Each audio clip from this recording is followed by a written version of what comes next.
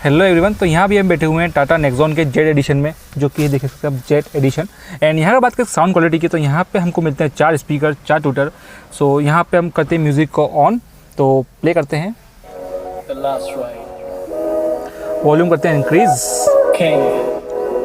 तू आके देख ले, ओ मैंने रातें कितनी सारी तेरी यादों में गुजारी।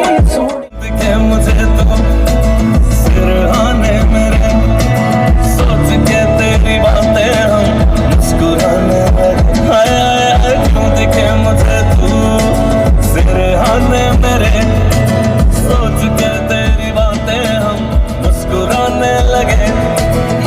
आवाज़ काफ़ी ज़्यादा अच्छी है, काफ़ी अच्छा बेस मिलता है, काफ़ी अच्छी साउंड क्वालिटी मिल जाती है।